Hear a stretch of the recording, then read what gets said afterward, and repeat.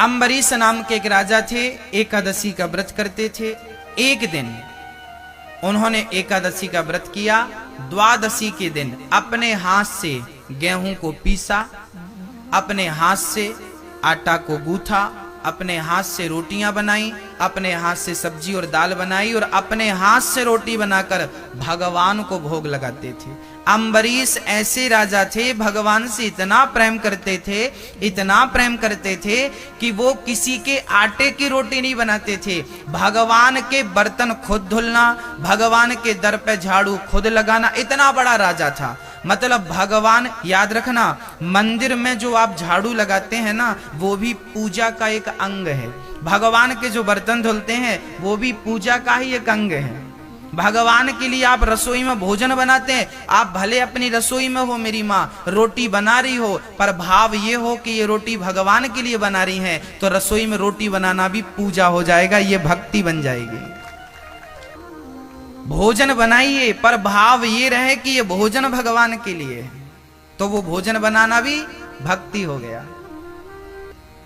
आप जुड़े रहिए, कहीं भी रहिए पर गोविंद से जुड़ करके रहिए, आनंद होगा भक्तों।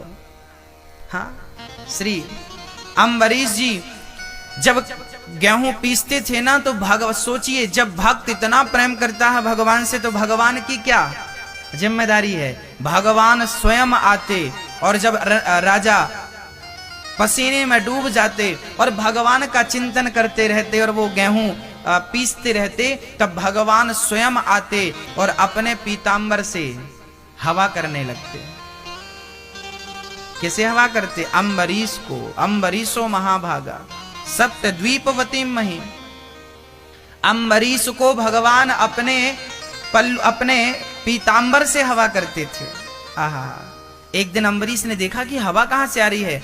आंख बंद करके वो करते थे सारा काम, चिंतन में डूब के। आंख खोला तो भगवान बैठे, चरणों में गिर पड़े, प्रभु मुझ पापी को आपने और पापी कर दिया, आप मेरी सेवा कर रहे हैं, मैं नरक जाऊंगा प्रभु। तब भगवान ने हृदय से लगाया, अम्बरीश आप मुझसे इतना प्रेम करते हैं, मेरा तो बैकुंठ में जी नहीं लगता, बार बार आपके पास आने का मन करता है, इसलिए मैं आपका दर्शन करने चला आता हूँ। जब आप भगवान से प्रेम करेंगे तो वो भी आपसे प्रेम करेंगे। अहम भक्त पराधीना यस्वतंत्री वध्वजा। भगवान भक्तों के अधीन होते हैं मेरी माँ। भगवान स्वतंत्र नहीं है। नारद जी भी कहते ना, भगवान नारद जी ने कहा परम स्वतंत्र न सिर पर कोई, पर नारद जी की बात बिल्कुल गलत थी। नारद जी कह रहे हैं आप स्वतंत्र हो, पर भगवान से पूछा गया कि प्रभु क्या आप स्वतंत्र हैं? तो भगवान ने कहा नहीं नहीं, मैं स्वतंत्र नहीं हूं, मैं तो भक्तों के अधीन हूं। अहम भक्त पराधीना, मैं भक्तों के वश में हूं। अरे वश में नहीं होते तो जगत को नचाने वाला भगवान गोपियों के सारे पे नाच रहा है। गोपियां कहती हैं छाछ पिलाएंगी, जरा नाच को दिखाओ। ताही अहीर की छोहरियां छछियां भरी छाछ पे नाच नचावे। जगत को नचाने वाला अखिल ब्रह्मांड नायक आज किसके कहने पे नाच रहा है? गोपियों के कहने पे नाच रहा है। और किसके लिए नाच रहा है? बोले छाछ के लिए नाच रहा है। छाछ, मही, मट्ठा।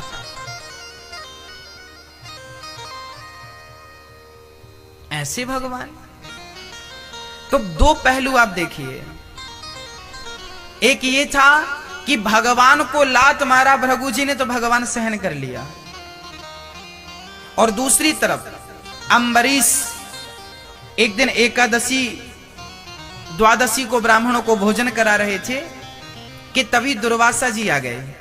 दुर्वासा जी ने कहा मैं भी भोजन करूंगा। अम्बरीश बोले आइए, पर दुर्वासा जी स्नान करने गए, उनको टाइम लग गया और उस दिन तिथि की हानि थी, त्रयोदशी लगने वाली थी। कभी कभी तिथि की हानि हो जाती है, एकादशी के बाद सीधे त्रयोदशी आ जाती है, द्वादशी खत्म हो जाती है, 5-10 मिनट की रह जाती है, तिथि की हानि बोलते हैं उसको। उस दिन भी हानि थी, त्रयोदशी लगने के लिए केवल 5 मिनट बचे थे। और एकादशी का नियम है कि द्वादशी को पारण हो जाना चाहिए, है ना, पारण होना चाहिए। और एकादशी का पारण किस चीज से होता है? बोले चावल से होता है। एकादशी आपने रखी है तो द्वादशी को चावल खा के ही व्रत को तोड़ना चाहिए। अब